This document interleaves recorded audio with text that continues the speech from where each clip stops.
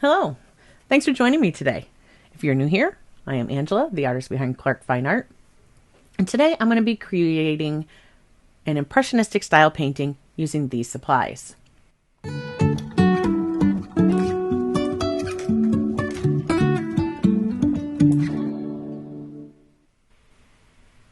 Today I'm using a piece of watercolor paper, and I'm actually thinning down my acrylic paint and using it much like I would a watercolor paint.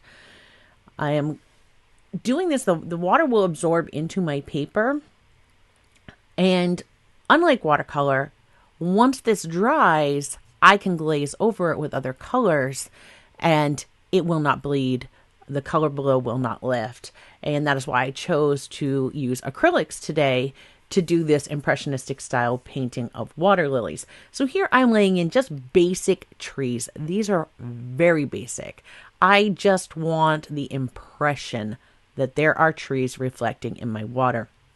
So I'm actually holding my paper upside down so I can do these trees, what would be right side up. And then once I lay down the trees and I just put in the colors, and I want to put multiple values on each of these trees, just kind of give them a little bit more realistic look once I push them back under the water. Then I'm going to flip my painting over, let that dry, and I'm going to continue working my water up and right over tops of my trees. Now I did let my trees dry before I continued with this. And now when I add this is very what you see it dripping there on my plate that I'm using as a palette. I'm going to keep adding this water and just layering it up and allowing some areas to be darker than others so it'll look like actual ripples in the water. And much like watercolor, as this dries, my painting gets a bit lighter. And it's hard to see the lighting. For some reason, this video did not want to record very great. The focus was not wonderful. My apologies. I am working on getting a much better camera so that my quality of the videos will improve in the future. But now I'm starting to lay down the base of my lily pads. And I'm making just my elliptical shapes with my green. I've let everything dry before I came on with the green.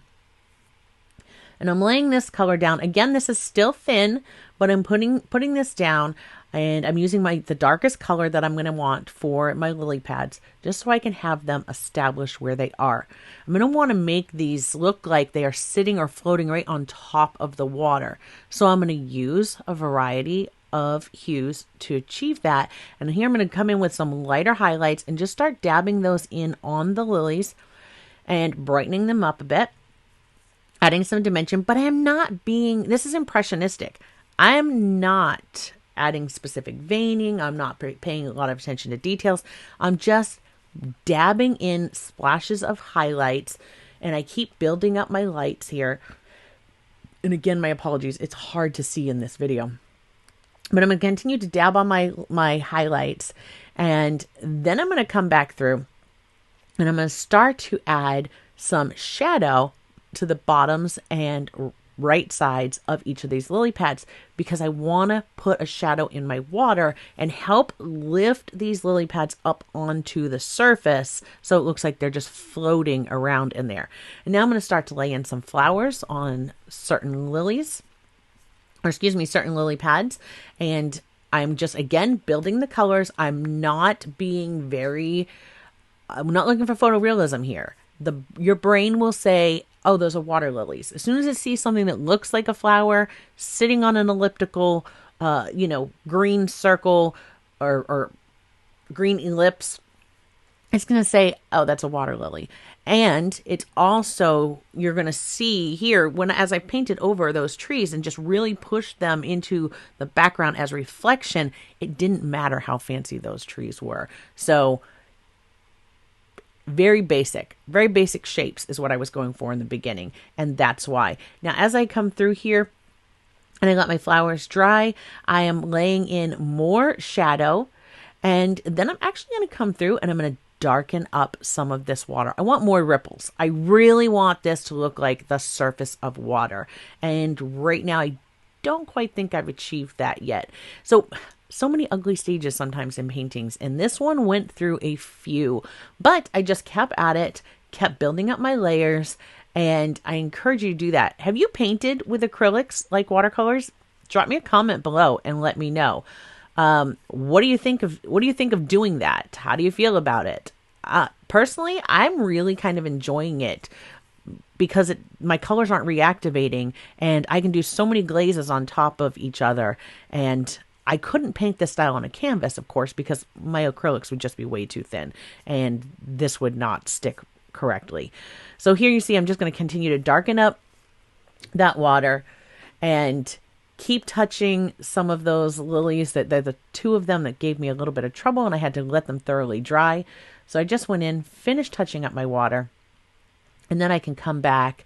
And now that I'm happy with the way my water's looking, I can come back and fix my two flowers. And I'm adding highlights now on the edges of each of my lilies just to help lift them off a little bit more from the surface of the water, and then really give it more of a realistic look, but yet staying with an impressionistic style. So I'm not being very particular. I'm just putting the little bits of color in here and there. Just continue to work it until you're happy with it. And let me know in the comments below, what do you think of this style? Do you paint in this style? And if you've appreciated this video, please do give it a thumbs up. YouTube does reward interaction with my channel, and it does help me grow. If you know somebody who'd like to see this video, please share it. I'd appreciate that. If you want to continue to see more videos, if you click that subscribe button and ring the bell icon, YouTube should notify you when future videos come out. And there it is. There's my water lilies, and there's a much better look at it. Again, I'm sorry for the quality of this video. I am working on rectifying that problem. And if you're still watching, thank you so much for spending your valuable time with me today. I greatly appreciate you. Until next time, have a good one.